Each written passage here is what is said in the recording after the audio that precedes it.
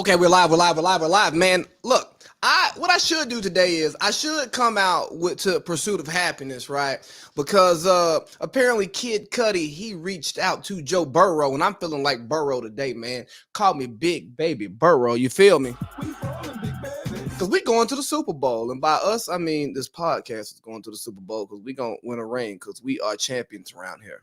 Not my sorry Falcons, over my right shoulder.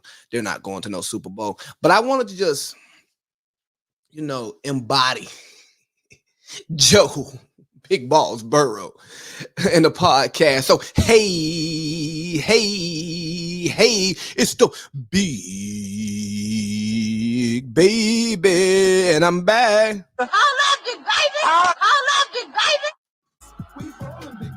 And we are balling Big Baby. But you know what? Today's podcast is they are who we thought they were. I'm sure y'all all are familiar with this one. But they are who we thought they were, and we let them off the hook. And that's the theme of this weekend, honestly. If you take a look at the games that we watched, the two games, they are who we thought they were.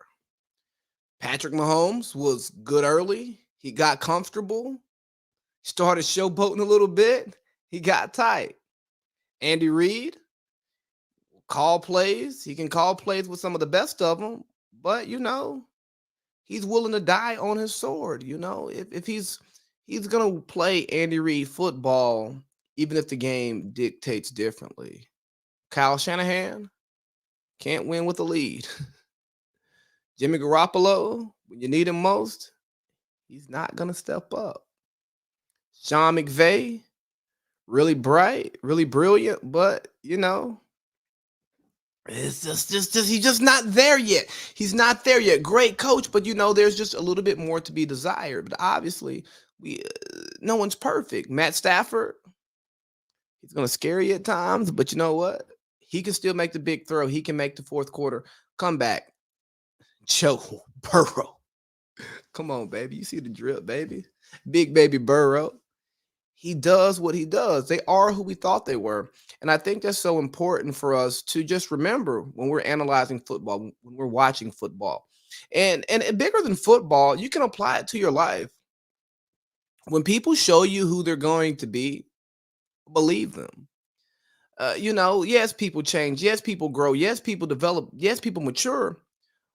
But at the end of the day, most of us have our core beliefs.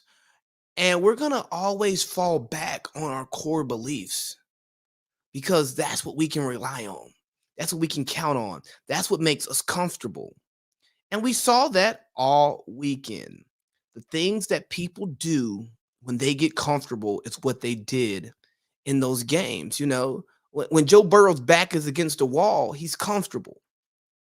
When Patrick Mahomes is comfortable, he throws his back up against the wall. But it was a great week of football, man, and I hope you all enjoyed it as much as I did. Coming off of the divisional round, which was absolutely amazing. It was the greatest week of football ever. It was nice to have, two games go down to the wire, one game going to overtime, and the other game, being won at the very end, man. It was a great week end of football, and I'm looking forward to the Super Bowl. But let's get to our first true topic here. We took notes now. Take my glasses off so I can see you all. A head coach versus a play caller. I think that coaching is very important in football, probably more so than any other sport. As you see in basketball, a great player can cover up the warts of so many holes in a team, right? In baseball, I mean, the manager is a pawn. A lot of the best teams in the league, they hardly pay their managers, and their front office does lineups. They do pitching changes. They do all of that stuff. So how much coaching really comes into effect? But in football, coaching counts, And there's this trend that's happening in the NFL right now that we're falling in love with these offensive play callers. If you just touch the hem of Sean McVay's garment, you find yourself in a head coaching job. And maybe that's the right route to go because guess who's in the Super Bowl? Sean McVay and one of his disciples, Zach Taylor, who had the number one seed in the NFC. LaFleur, a Sean McVay disciple, who played against Sean McVay in the uh, national, the NFC Championship. Kyle Shanahan, somebody who Sean McVay learned from, who came from that Mike Shanahan tree. So maybe that is the right way to play football, but we're falling in love with these offensive play callers and we want to make them head coaches, but you got to understand the law of diminishing returns. And in the law of diminishing returns, it pretty much says that the more that you do, the less effective that you can be in other places, right? So if you are that offensive play caller and you're spending all of your time in game calling plays, well, how are you managing the game? Because while the defense is on the field, when you should be, managing the defense, being aware of what they're doing, you're debriefing with the offense. You are getting ready for your next drive. And it goes back and it goes into preparation. If you're spending your time in the offensive meeting room and you're not in a defensive meeting room, you're not in the special teams meeting room, are you really being the best coach that you can be? Because if you are the play caller, that means you're running that offensive meeting. It's no way in hell that you can let your OC run that meeting and be confident that that OC is running the meeting in the way that you would like for it to be ran. Because at the end of the day, yeah, they may help you come up with a scheme, but you're calling the plays. So I'd assume that the play caller would be the one running the meeting. But what do I know? I'm just a big baby. And how can you ensure that the game plans are aligned, right? Because I was listening to Michael Lombardi today, and he was talking about the importance of complementary football. And he was talking about the one thing that Belichick does that a lot of coaches don't do, that a lot of coaches don't like, is he makes the coaches watch film together. So offense, defense, special teams, we're all in here together. So while we're developing this game plan, we're all on the same page. It seems like common sense to me, but when we outsource things, right, and we become so specialized, we go, okay, the offense is going to run itself. Got it. Okay, the defense runs itself. Okay, the special teams runs itself. That sounds good until you're in a game and all three phases of the game matter. Does the offensive phase of the game matter more? Absolutely. So should you have some of your best coaches coaching offense? I mean, I think so. I'd hope so. But again, that's not always the opportunity that you have based on what's available. But if you're in the play sheet, how can you manage the game? The coordinators are supposed to coordinate, and the head coach is supposed to coach. And the head coach, and by coach, I mean he should be managing all three facets of the game. So let your OC call his plays. If you're not confident in your OC calling plays, then maybe you shouldn't be a head coach and you should go back to being an OC.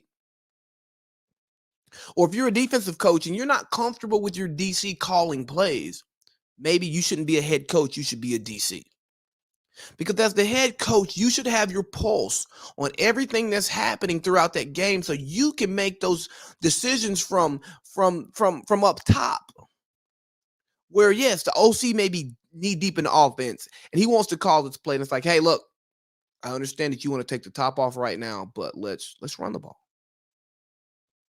Let's run the ball.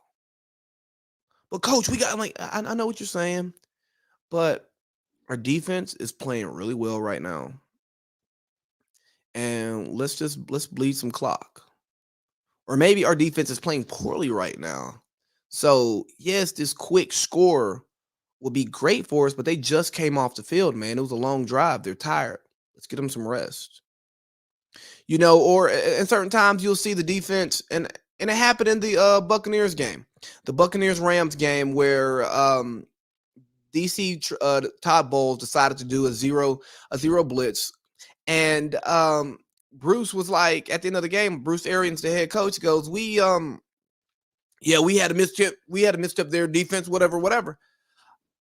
Hey, Bruce, that's on you because you're the head coach. But if you were the actual head coach and not the offensive play caller, offensive coordinator, overseer, you would hop on the headset and say, "Hey, no, let's not do that. Let's have safety help over the top. Let's not give them something easy so they can kick a field goal and walk us off." Because I think we get so caught up into picking these coaches who are specialists. But you got to understand that football is a three aspect sport, right? There's three aspects of football. There's offense, there's defense, and there's special team. So as a head coach, you have to be able to properly manage all three phases.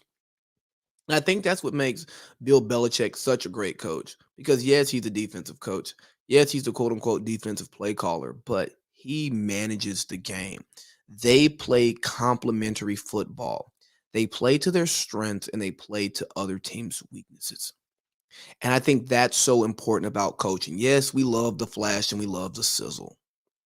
But at the end of the day, there are certain things that win in football. And making the correct decisions at the correct time is so important.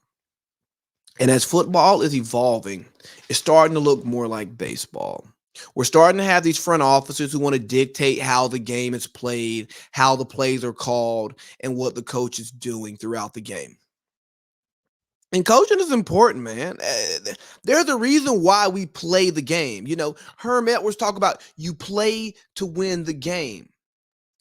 And although we want to be focused on the result, there is a process that goes into that. And you have to accept that process. You have to be involved in that process and you have to actually enjoy that process. Because if we go out here and we simulate football games, who cares? Don't we want to watch the game to enjoy each play, enjoy each drive, enjoy each quarter, enjoy each half? You know, that's part of it. And there's the reason why we play the games is because you can't simulate what's actually going to happen. Because there's this thing called the human aspect that's a part of the game, whether it's the coaching, whether it's the playing, whether it's the officiating. There is a human aspect to the game that analytics will never be able to cover. Analytics can't cover or account for a bad spot. Analytics can't account for a bad play call or a fumble or a bad read interception. Analytics can't predict that. We get so caught up in the analytics and we forget about the human aspect, especially in the playoffs. Pressure busts pipes. Players can get tight, and so do coaches. We saw it this weekend. Andy got tight. Pat got tight. Sean got tight. Kyle got tight. Jimmy G was Jimmy G. Joe Burrow was Joe Burrow, baby. You feel me? Big baby Burrow. Joe Burrow was himself. And there's no formula that you can put into your computer, into your spreadsheet to generate how those human factors are going to affect the game. Now, if you can tell me the analytic that measures it, I'm all here for it. Colin Cowherd talks about analytics because you got to care about the men out there playing. That's the thing. But it's an unpredictable variable that you can't boil down to a science. Like, tell me how you quantify momentum. Tell me how you can predict where momentum will come in. Where in your algorithm does it say that, okay, we got a factor for momentum right here outside of the law of momentum and we're doing some physics or whatever? I think that's physics, some physics problem. But we're not doing physics here. We're playing football. And think about it. Let's just look at what happened in the Chiefs and the Bengals game. Patrick got tight. Second quarter, going in a half, he dirts one pass. Then instead of throwing it out of the back of the end zone with 5 seconds left, hopefully, you give yourself a second to kick a field goal. You throw a bubble screen to Tyreek Hill, and I get that Tyreek Hill is a great athlete. He's great in space. But Zach Taylor said, hey, man, we were actually prepared for something like that. Because at this point in the season, who's really throwing curveballs out here? It's just, hey, throw your heat and see if they can hit it. And they were prepared for it, and they stopped it. Where you could have had 3 points right there going into the half and getting the ball back with great momentum, and you put the fork in them. You tried to get close and chop their head off with a knife when you could have just took a carefully well-aimed shot and you would have been set up for the kill. You're up 21-3. You can't lose that game. Patrick Mahomes, you can't make that read. You can't be looking for a timeout, timeout, timeout like Brady did versus the Bears. You don't have any timeouts. And why didn't you have any timeouts? Because, oh, yeah, your first timeout was called when you challenged a spot. And he called a timeout. So even though the play was overturned, they got the challenge right, he still lost the timeout because he called a timeout first. So bad game management. He was who we thought he was, Then Patrick took those bad sacks, especially on that last drive, man. You can't get sacked on second down, man. You definitely can't lose 15 yards and fumble the ball, and luckily you recovered it and go down, Patrick. You cannot do that. Because if you don't recover that fumble, you don't kick that field goal. The game is over. But that's who Patrick Mahomes has been. He's good when he's good, but when it's bad, boy, it gets ugly. He wouldn't take what the defense was giving him. The first half, oh my God, he was flawless. I'm sitting there like, oh, there's no way in hell that the Bengals have a chance at this game because he's dicing them. He's slicing and dicing them, baby. Then what happens? He gets comfortable. He wants to get cute. And like, oh, let's go for the jugular. Well, here's the thing about going for the jugular. If you miss, the counter is disgusting. And that guy across from you, he's not afraid of you like everybody else. He don't see you like everybody else does. He sees you as the mere mortal that you are. And then, I mean, just think about the scouting report on Patrick Mahomes. Mechanics get sloppy. No throw looks the same. There's something to the consistency of Tom Brady. Yeah, we love the arm talent. We love the no-look pass. We love the weird footwork and stuff like that until we don't. And that's one of the issues with Patrick Mahomes. He is so good at the extra that he does not always master what we need right now. And Andy got tight. Andy got tight like Andy always gets tight. That bad timeout before the challenge. Not taking 3 at the half. Who cares if Patrick waves you off? You can't enable him. You have to bring out the best in him. He saw the best in me. Yeah, you got to see the best in him and say, no, timeout. Butker, get out there. Give me 3. Not running the ball. Jerick McKinnon was giving you like 5 a carry. Jerick McKinnon was killing. Second half, why not, Andy? You'd rather lose your way than win with what the defense gives you, Andy. And that's been your history. Your game management has been suspect. And Patrick Mahomes, I think he covered up some of that in your Super Bowl season, and the weapons that you have make y'all good. But Andy and Patrick are a match made in heaven or hell, depends on the day of the week. They are yin and yang. They are hot and cold. They are yes and no. They are in and out. They are up and down.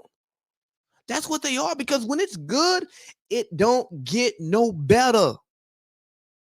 But when it's bad, it goes to hell in a handbasket, because both of them like to get cute. Both of them like to get pretty. And when it happens, it happens. And when I say it's good, but when it's bad, it's awful. And that's what happens. And you end up blowing a 21-3 lead in the AFC Championship at home. To the Bengals. To the Bungles. To Joe flipping Burrow, A team that had the number 5 overall draft pick in this previous draft, a team that drafted first overall in the draft before that, and that's how they got Joe Burrow. A team who was like, I don't know if Zach Taylor's the guy, but it doesn't even matter if Zach Taylor's the guy because you got Joe flipping Burrow. You got Joe freaking cool. You got the guy who, I don't know, elevated Coach O, who may not coach again at a high level. That's what you got there. You know, because Joe is who he was who we thought he was. They had the big lead and he was just cool and he came back. Once the league got big, I mean, he's playing with house money. He's playing with house money the whole playoffs. He won a division. He got the Bengals to the playoffs. Who cares what he does? The organization is like, okay, yeah, we made it, you know? And Joe is like, nah, man, it's nah, we ain't made it. We ain't made it till we hoisting that Lombardi. You know, but it's I can't talk about Joe without these. I got to get cool when I talk about Joe. You know what I'm saying? When I turn into Big Baby Burrow, man, I got to be on my, you know what I mean? But Joe has that it factor. And sometimes we talk about this it factor and we put so much value on it. We talk about, oh, he has it. He is this, he's that. Well, is he? Does he really have that it factor? Like, oh, he's a winner. Like, oh, Baker Mayfield's a winner. Or maybe Baker Mayfield was on really good teams, so that's why his team won. Maybe he helped his team win, but his team did not help him win, or you know what I mean? Or maybe he was not the reason that his team won. He wasn't a reason that the team lost, but you know, he helped his team win. He played his role. And we're going to talk about quarterback wins a little bit later in the James Garoppolo conversation. But just because your team's winning and you're on it doesn't mean that that is a product of you. I am willing to go out on a limb and say the reason that the Bengals are winning is because of Joe BB Burrow. Joe Triple B. Because he has that it factor. And sometimes those traits outweigh the talent on the field because it empowers those around them to be their best more consistently. Because Joe believes in himself so much, I think his teammates believe in themselves just as much and even more than they would normally do. And Joe Burrow embodies culture and confidence. You know, culture and confidence are contagious. And I think that's what Joe Burrow is. You saw it at LSU. One of the greatest college football teams ever, led by Joe Burrow. Year one, it was like, I don't know what's going on here. Year two, he's the guy. Look what happens.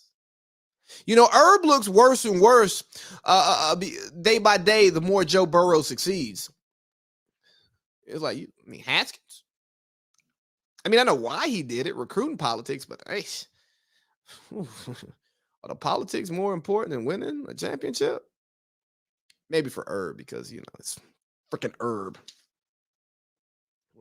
You're fired. You're fired. Yeah, that's Herb's thing music. But it matters. And Joe Burrow really shows you how important quarterback is because we talk about quarterback as being the most important position in football. At no time has quarterback been more important than it is now. And look what Joe's doing. He's led the Bengals to the Super Bowl. He won the first road playoff game in Bengals history.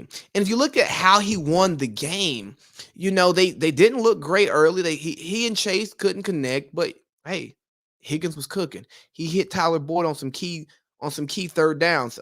I mean, Chase still got him a touchdown, And then Joe Burrow he escaped pressure. He had those two great first down runs, and then he gets there, he stretches the ball out, and he does the slide and he gets hit. He ain't even asking for a penalty. He just bounced back up and he's like, you know what I mean? Like he just had a certain cool about himself. Last week we talked about the watch, that Patrick Mahomes had on that measured his heart rate, and they said his heart rate was at its highest when he was off the field. I wonder what his heart rate was like on the field this week. I wonder what Joe Burrow's heart rate was while he was wheeling and dealing. I mean, that's come on, man. It's crazy, but the reason why I think Joe Burrow is so good in this situation, right? Joe flipping Burrow is because of what he's had to overcome. He went to Ohio State and he didn't win the job. He's from Ohio. He was a 3-star. And guess what? I'm pretty sure he was sitting in practice watching what he was doing, watching what Haskins is doing. It's like, I'm better than this freaking guy. Why am I not getting a play? Don't get me wrong, Haskins was great in college, but I mean, it was a lot of yak, a lot of yards after the catch. It wasn't it? Haskins was doing great. He had a great receiving core. A bunch of NFL receivers playing against a bunch of college DBs. Then he goes down to LSU and he struggles that first year. He's down there. He comes back the next year and he's killing it. Then what happens? He gets drafted to the Bengals, and people are like, "Oh man, Joe, you should demand that the Bengals trade you, not play for them because they're a terribly ran franchise." He's like, "Nah, man, I'm good." He gets there. He shows some flashes. He's getting his ass kicked. I mean, he's getting sacked left and right, and he finally, tears his ACL. He comes back. Year two, we're like, is Joe Burrow going to be okay? What is he going to do? The Browns, they're just coming off of a playoffs season. The Ravens, is Lamar going to take that step? Big Ben looks like it's his last season, but the Steelers were really good last year. What's going to happen? Oh, no, I'm just going to win the division. Oh, I'm going to be the first quarterback in league history to have the most sacks, be sacked 50 times, and lead my team to the Super Bowl. Yeah, I'm going to get sacked 9 times in the divisional round, 11 times if you want to throw in the other 2 that didn't count because of penalties. He still got hit, and I'm still going to stare down the gun barrel. I'm going to make big plays. Chris Jones is going to have his hands on me. I'm going to say, get off me. And then I'm going to, run 15 yards for a first down. Yeah, I'm going to do that. Why was he able to do that? Why is he so cool in this situation? Because he's overcome adversity. He's overcome a lot of adversity. And the thing that we don't understand is that adversity builds character. Yes, the transfer portal benefited him. And I think some players are jumping in the transfer portal because they're afraid of competition. I don't think that's what it was for him. I think that he didn't have an opportunity to start. And what happens if he doesn't have the transfer portal? He may not make the league. We may not know who Joe Burrow is, right? Joe Cool. But because of the adversity that he went through, it made him better for the actual situations that happen. I've not yet met a person in my life who was successful who never went through adversity. We talk about these helicopter parents and how they want to make life perfect for their kids. Here's how you set your kids up for success. You don't make life perfect for them. You set up situations in which they struggle, and then you figure out who you are and what you're made of.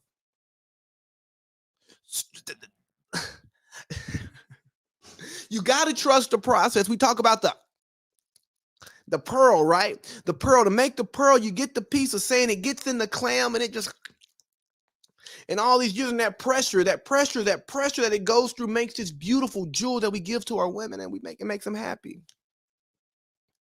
And in order to get this beautiful jewel that is Joe Burrow, he had to go through a lot to get here. He had to struggle. He had to overcome obstacles. And I think that's the problem that Patrick Mahomes has encountered during his professional career. He hasn't had bumps in the road. He got drafted 10 overall, but he got drafted by a team that was a playoff team that moved up to get him. So what happens when you move up to get Patrick Mahomes? He's outfitted with a Tyreek Hill. He's outfitted with a Travis Kelce. At that point in time, he had a Kareem Hunt. And then they end up getting a Clyde Edwards-Helaire. They had a Damian Harris, I believe his name was, or Williams, the other running back who was good. You know what I mean? You have a respectable offensive line in his first 2 seasons there. You have an opportunistic defense with a Honey Badger and a Steve Spagnuolo calling it up.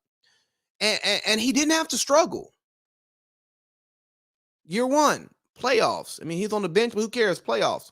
His first year, MVP, AFC Championship. He's a D4 offsides penalty away from going to a Super Bowl in his first year as a starter. Year two, not as great season, but MVP-esque. And guess what? He wins a Super Bowl. Year three as a starter.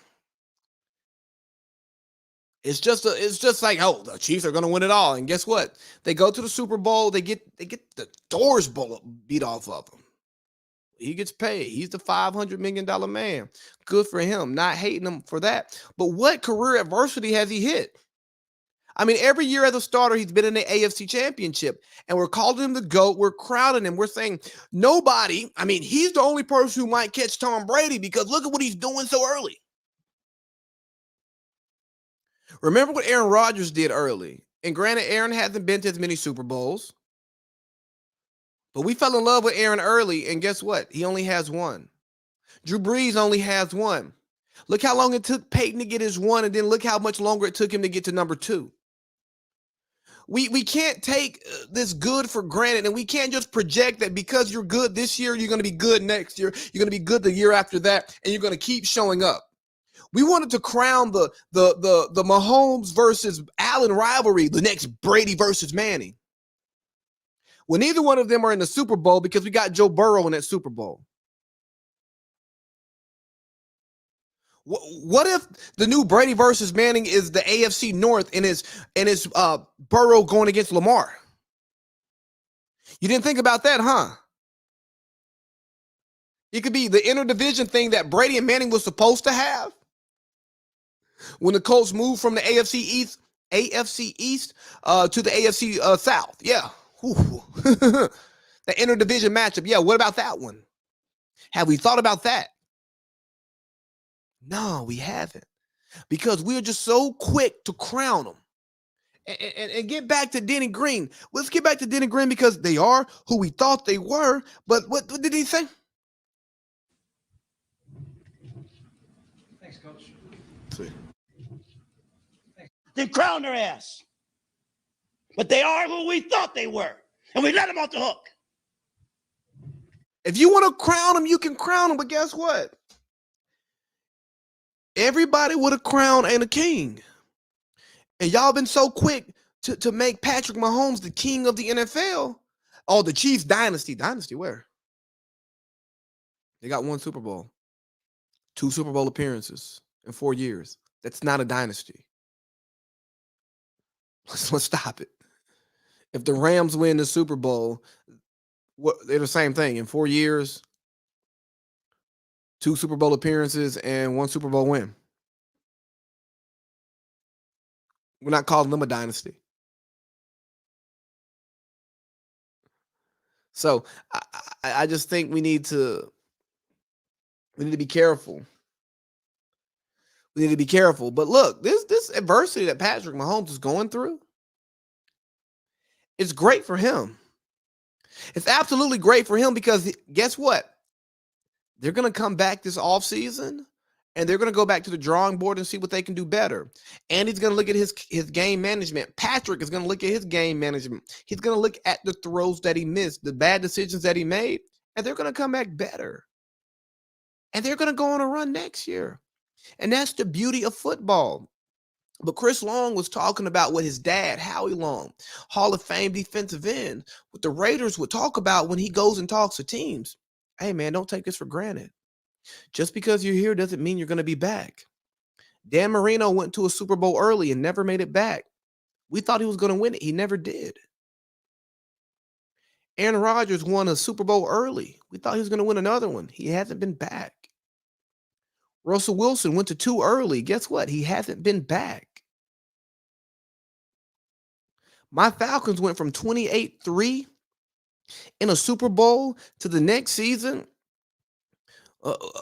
in the playoffs to back-to-back top 10 picks. You can't take this stuff for granted. But they are who we thought they were. And let me tell you what. Experience matters. We can't undervalue what experience provides for us. The experience that Joe Burrow had in overcoming adversity, that matters. The experience that Patrick Mahomes is having, that's going to matter. The experience that Bill Belichick has as the best coach in the NFL, it matters. The experience that Andy Reid has to be able to call plays, to understand all the different situations that he's been in, and to be able to go back to, oh, I remember in Philly we did this and it worked. Oh, I remember back when I was in Green Bay under Holmgren we did this and it worked. Yeah, going back to all of that stuff matters. Why do you think Kyle Shanahan is in lockstep with his dad in the way he runs his team? Because Mike's experience matters. And in that Rams 49ers game, we saw where the lack of experience as a head coach kind of showed up. Kyle and Sean did not have their best days calling the game, and it's okay. I think they're two of the brightest minds in the NFL. I think they are the future of the NFL. I truly do. But just because they're the future, it does not mean that they are cemented in the present. And in order for them to be the future, they have to go through these learning these learning experiences where they are. I was listening to Michael Lombardi today, and Lombardi talked about the one thing that so many Belichick assistants now don't get about what makes Belichick great is what happened in Cleveland. They weren't there for that. They didn't see what happened in Cleveland. And he took his lumps. And him taking his lumps, then drafting Tom Brady, and then lucking into the Drew Bledsoe injury, and not to say that Drew, you know what I mean, like lucking into starting Brady, you know, it allowed him to become the GOAT coach. Yeah, you need those experiences. Coaches need the opportunity to learn on the job.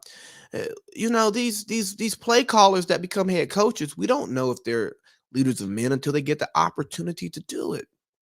And they need room to make mistakes and learn. That's why so often we see these coaches be better on the second go round. But they are who we thought they were. And Kyle and Sean were who we thought they were. They got a little too cute. Kyle couldn't keep a lead. Sean got a little tight in a big game. But somebody had to win. And what it boiled down to was quarterback play. There's a reason why the 49ers called about Aaron Rodgers. There's a reason why the 49ers drafted Trey Lance. There's a reason why the 49ers wanted to make a play for Matt Stafford. There's a reason why the Rams traded Jared Goff and 2 first-round picks to get Matthew Stafford. There's a reason why all of this stuff happened. And the reason why is because in the biggest games, quarterback play matters. Sean McVay knew that if he was in the same situation with Jared Goff, he's not even in the same situation with Jared Goff because Jared Goff doesn't dial up those 2 throws to Cooper Kupp to win the game against Tampa Bay. He goes to overtime, and guess who wins in overtime? Tom freaking Brady. You know what I mean? But Sean McVay knew that he needed a quarterback that he could count on to make throws down the stretch to win the game. And that is exactly what happened. Because just like we know with Jimmy Garoppolo, he is a product of his environment, and he's a trailer, he is a trailer, not a tractor. And guess what happened? When we needed him to carry the team, he could not make one single throw in those last 2 drives to help them down the stretch. The running game was not there. And neither was Jimmy G. See, we talk about Dak and we beat up on Dak, but Jimmy G is like, he's Laura Lynn Dak. He's great value Dak. He's Publix brand Dak. You understand what I'm saying? He is a Dak. If Dak is an iPhone, Jimmy G is a Android. Understand? Jimmy G is an Android, right? Did I call him Jimmy G? Let me call him Jimmy G. I gotta correct myself. James Garoppolo is off-brand Dak Prescott, okay? He is carried by his run game. Wherever the run game goes, that's where James Garoppolo follows. James Garoppolo was carried by his, like, remember the last Super Bowl he got to, he threw 8 passes in that game. Run game carried him.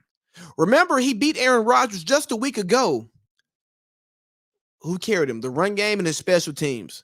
But James Garoppolo's not carrying anything but a darn clipboard moving forward. I'm joking. He's going to be a starting quarterback. But nonetheless, he's going to carry L's. That's what he carries. And the only way that you can get those L's away from him is if you run the hell out of the ball, you play good defense, and you play good special teams. Back to all 3 phases of the game. If you don't have all 3 phases of the game aligned, James Garoppolo is nothing. He's a pretty face. But James Garoppolo is who we thought he was. He couldn't make plays down the stretch. He throws the ugly, bad pick. And I get it. That pick wasn't what decided the game because it was 3rd and long. But why was it 3rd and long? Because James Garoppolo had to pass the ball. OBJ, he is who we thought he was. 9 catches on 11 targets for over 100 yards. Yeah, he's that guy. He's still that guy. Y'all wanted to bury him because of Baker, but guess what? Baker is who we thought he was too. A bum. A hurt bum. And yeah, once you give OBJ a functional team, a functional quarterback, that's what you get. Because structure matters, man. And as I'm going to like bring both games together, right? Structure freaking matters. The reason why we talk about let Russ cook. And Peter's like, no, I need you to play within these boundaries is because you need structure. All of us need some form of structure to be our best selves. And the lack of structure in Kansas City is the reason why Patrick Mahomes leaves a little bit on the table at times. The structure in San Francisco shows you why James Garoppolo is going to fetch a 2nd-round pick and is going to get paid $30 million to quarterback another team next year.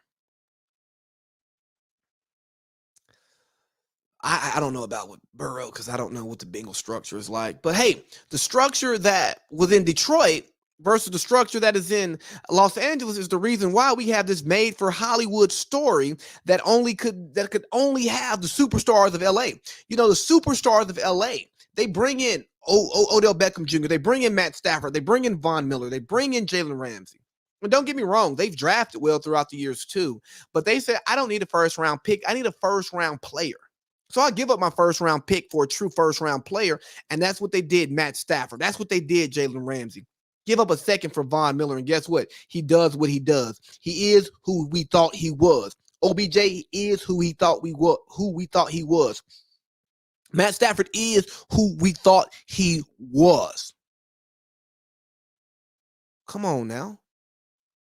Jalen Ramsey is who we thought he was.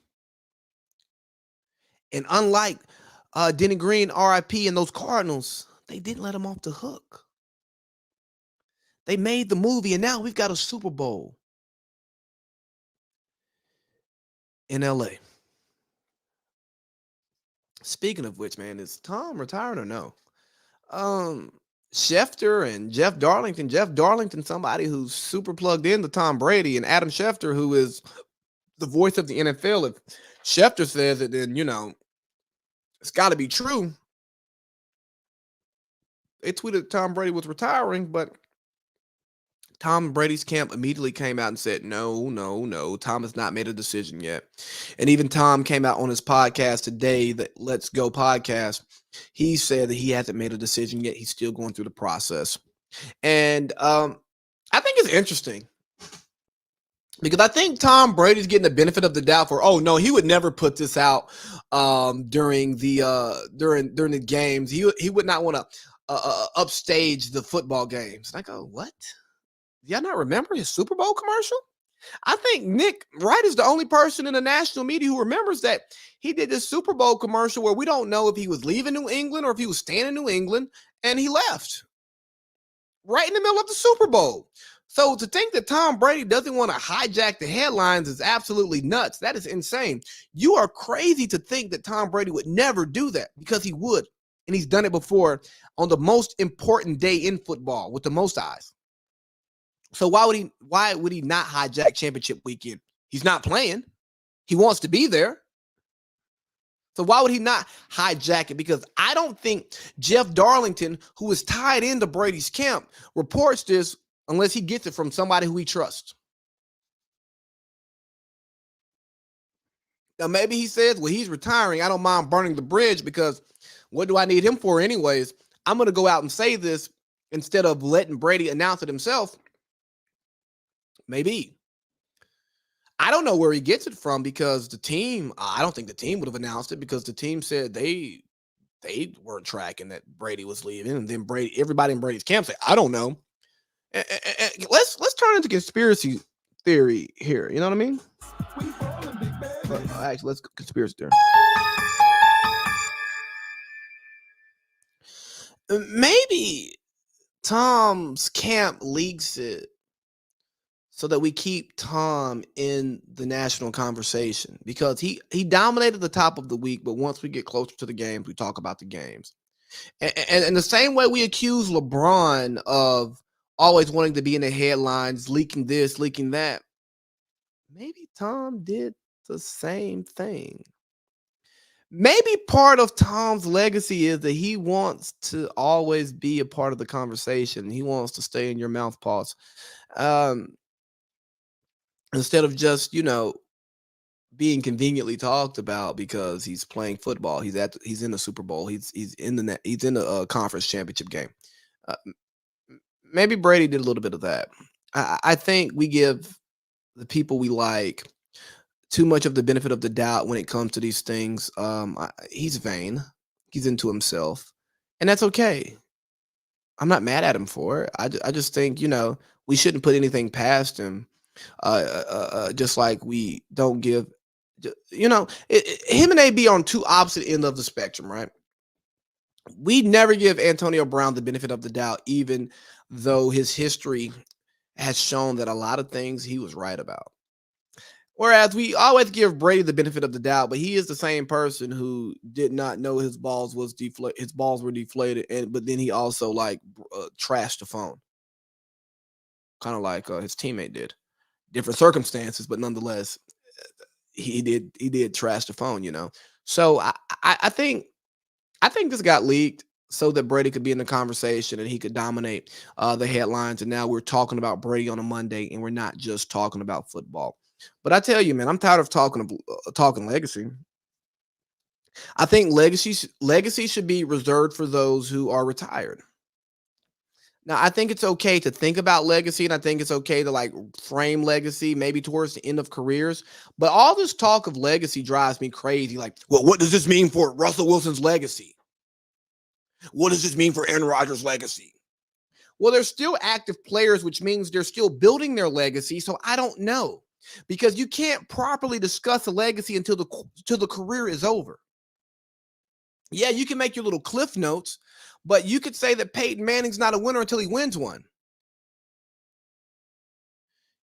You can say that John Elway wasn't a winner. He couldn't win the big game until he goes out with back-to-back Super Bowls. You can start the career and say Aaron Rodgers or Patrick Mahomes is going to have the best quarterback career we've ever seen. And then somehow that guy who started before both of them and was winning before both of them took a little bit of time off, and then he's winning after them. Yeah, Tom freaking Brady. Yeah. So maybe the media, we should stop discussing legacy, because the legacy conversation while you're playing, while you're active, it's still open. It's not over. So why are we discussing it? And for the players who are making these legacy moves, maybe you should just play the game and win the games and put up the stats so that your legacy is what it needs to be. Because the way Russell Wilson is obsessed with his legacy, I'm going to tell you what your legacy is, Russell, that you're a cornball, that you are the You are the epitome of a lion in sheep's clothing. That you come off unassuming. That you come off as a team first guy. And I think you want your team to win, but you're me first. Oh, go Hawks. I won't say a bad thing about my team, but I'm going to leak the teams that I want to play with. We're going to really get behind this let Russ cook movement. We're going to apply pressure to Pete Carroll, John Snyder in the front office. We're going to get a coordinator fired, and then we're going to get a new coordinator, and then we're going to go, I don't know about the offense, even though you were hurt most of the season, or not most of the season. You were hurt throughout the season. Okay. You're going to put out that you've been rehabbing 19 hours a day. I call bullshit, but what do I know? You can't do anything without your Russell Wilson RW3 fucking logo, you know. Okay. I'm not mad at you for selling yourself, but here's what I want you to do. I want you to own that you're going to sell yourself and sell yourself as a me guy and not a team guy. We talk about Aaron Rodgers being a diva, but my God, if Aaron Rodgers is a diva, what the hell is Russell Wilson? If Russell Wilson demands a trade, here's the teams that he wants to go to, but he hasn't demanded a trade yet. Okay, you're not demanding a trade, but you're damn sure saying you want to leave. If I go tell my girlfriend, like, hey man, look, if we break up, here's 4 girls I'm probably gonna end up with. I'm pretty sure she's gonna be like, that means I got one foot out the door. So if Russell already has one foot out the door and he's trying to search his options, he wants to get out of Seattle. He wants to go to a bigger market because that's what benefits his wife. I'm okay with that. I just want you to own it.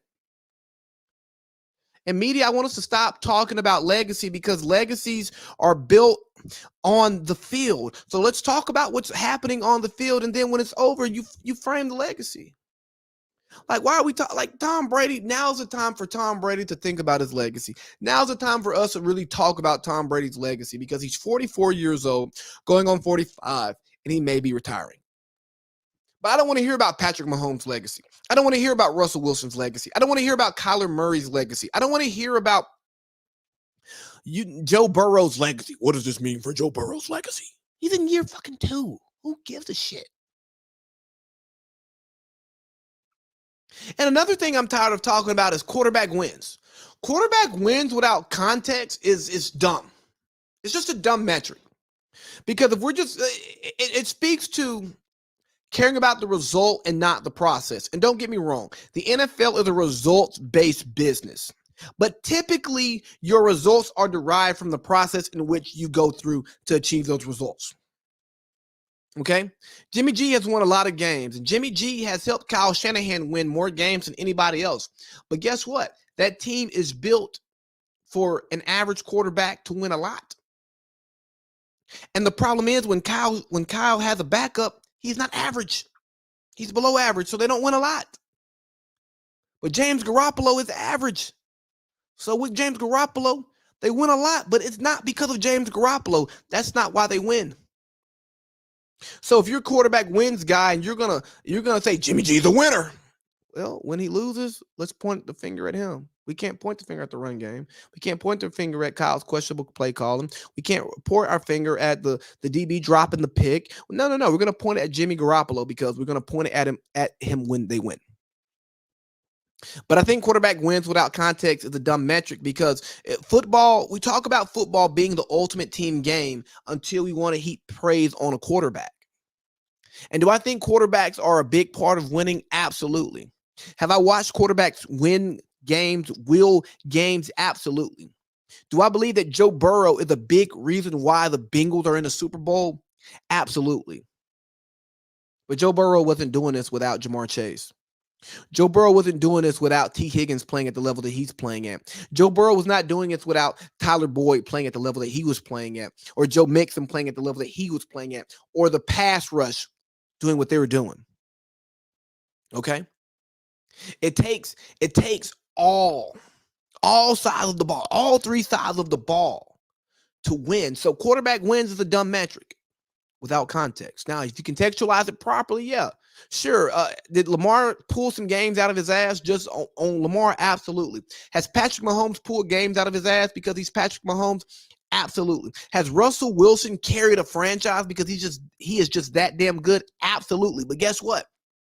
Russell Wilson hasn't gone back to a Super Bowl, has not won another Super Bowl because he's not been on a complete team since the Legion of Boom left.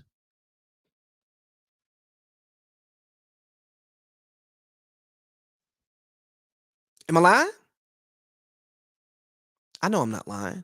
So when we talk about these quarterback wins, yes, quarterbacks are quarterback play is usually directly responsible for winning, but you have to look at the correlation. Like, what did the quarterback do?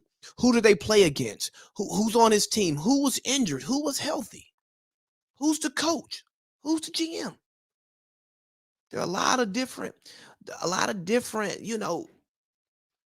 parts of football that feed into quarterbacks winning. And it's not just a quarterback marching out on the field and it's like, okay, we're going to win. Because if that was the case, Tom Brady would have never left New England. He would have stayed there. And it's because he's Tom Brady, they would have won games. But no, the supporting cast around him was not one that set him up for his best success. And guess what he did? He went down to Tampa Bay and he got him a ring. Speaking of New England, last topic of the day. We're going to talk about Josh McDaniels going to Oakland. It's reported that Josh McDaniels is going to be the head coach at Oakland. He's bringing along his own GM, and based on the way John Gruden was treated, based on the reports that Mr. Davis is going to allow Josh to run his football operation. And if Mark Davis is going to allow Josh McDaniels to run his football operation, I think that Josh McDaniels will succeed and he will be set up for he's going to be successful. Now, the first thing he's going to have to do is get the buy-in of the players because the players wanted Rich Versace to come back. I think that Mark Davis made the correct decision in not bringing him back. He's a special teams coach. Maybe he's a great CEO. Maybe he allowed his coordinators to coordinate and he was a good head coach, but he's interviewing down in Jacksonville and he may have the opportunity to prove that. But I think coming off of the John Gruden thing, you get every taste of John Gruden out of that facility and you start fresh with somebody. And it's the Raiders just win, baby. We're trying to make a Hollywood splash. We're trying to make a big hire. And where do we go? Josh McDaniels. Josh McDaniels is one of the best coordinators in the NFL. Has been. Yes, he had his best years with Tom Brady, but so did Bill Belichick. Are we going to say that Bill Belichick can't coach because of he had Tom Brady? I think not. So here's what I think about Belichick's tree. Because Bill Belichick's tree catches a lot of hell for their lack of success, despite Bill Belichick being the GOAT coach. The reason why Bill Belichick is the GOAT coach because he gets to dictate the way the program is ran from top to bottom. Bob Kraft allows Coach Belichick to run his own program. And Bob Kraft rarely intervenes. And when he does intervene, things get a little testy, right? And what happened? They had to trade Jimmy Garoppolo. And yes, in the short term, it was the best move. But then when Tom finally did leave, who was there to fill to play quarterback?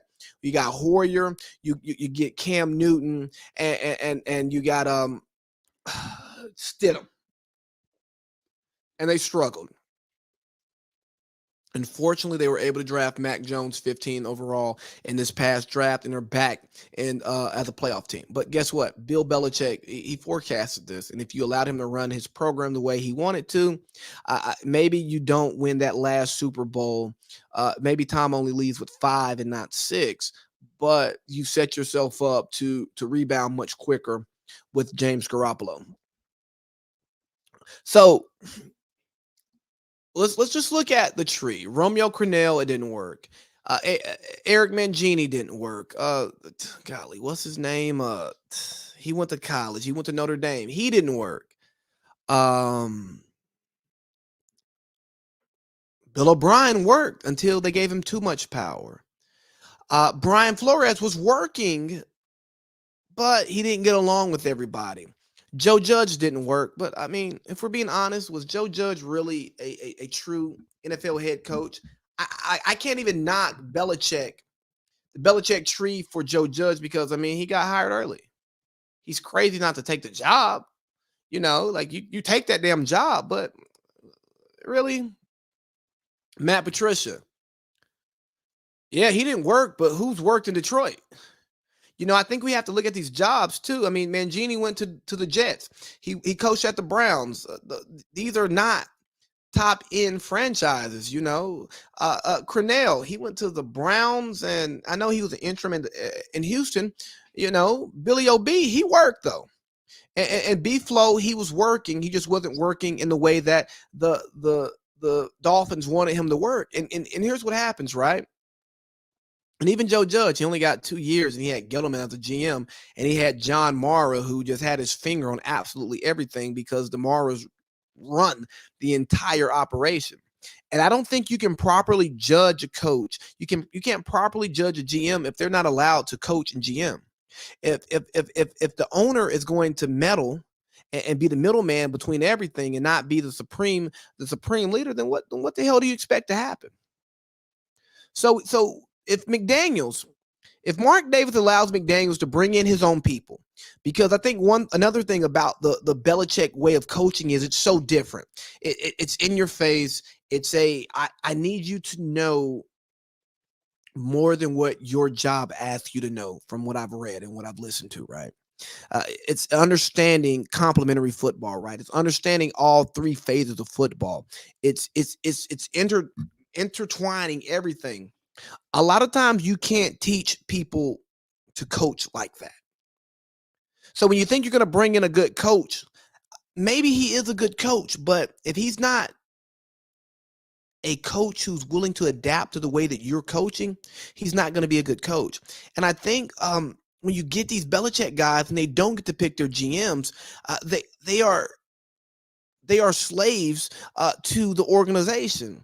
And what happens is they may have a headstrong, they may have this in your face abrasive style that they're not allowed to actually fully implement because they don't have the full backing upstairs. And no, they don't have the pelts on the wall like Bill Belichick. The reason why Bill Belichick gets to do a lot of the stuff that he does is because he's been successful. But here's the thing. You don't know if that Bill Belichick disciple is going to be successful if you don't allow him to run his program the way that he wants to run it. If you don't allow him to infuse his staff with the Belichick isms, right? And their versions of it, not them trying to be Bill, but taking what they've learned from Bill. If you don't allow them to do that, then it's not going to work. Ain't no such thing as halfway crooks. You know what I mean? What God said, if you're lukewarm, he's going to spit you out his mouth, right? You can't be lukewarm on these things. You have to be all the way in. So you have to let these coaches pick their GMs and bring in the staffs that they want, so they have people who understand the Belichick way, or they're bringing in young coaches who aren't set in their ways, so they can teach them to coach the way that they want to coach their team. And that's the avenue for success for the Belichick tree, because I think it can work. I just think you have to allow it to work, and you can't be so hubris as an owner, so hubris as a GM that you think it's your way or the highway. No, let that coach run his team. Let that coach pick his players. Not all of them. No, you're the GM. You got it. That's your job. But you and the coach need to be in lockstep. So that you are picking the type of players that coach needs and wants, and type of players that coach can coach. Because we talk about the analytics, right? Oh, and we talk about the measurables. But film matters. What you put on film matters as a player. But also your personality matters. Some players can't take being coached hard. They need to go somewhere where they have a more friendly coach, and they'll succeed there. And the team will succeed with those types of players. And some players need hard boundaries. They need structure. Other players need to be left alone to do things their own way. You got to understand that there is a human aspect to all of this. Like we've talked about earlier in this podcast, because the analytics are the analytics, but these are people. And, if you don't value the people in the in the room, if you don't value the people on the field, then you have nothing, man. You have absolutely nothing. But you know what? Josh McDaniels is a bright mind. I think he's going to be a great head coach for the Raiders. I think that AFC West is going to be one of the most interesting divisions in the league. That with the AFC North, it's going to be a great watch for the next few years, man. And I'm looking forward to watching it, man. But look, they are who we thought they were. Over the course of a season, if you want to talk about these analytics, right? People are going to be who they show you, who they've shown you that they've been, right? So just believe it. Just believe it. And when it comes full circle, you can't be disappointed by it.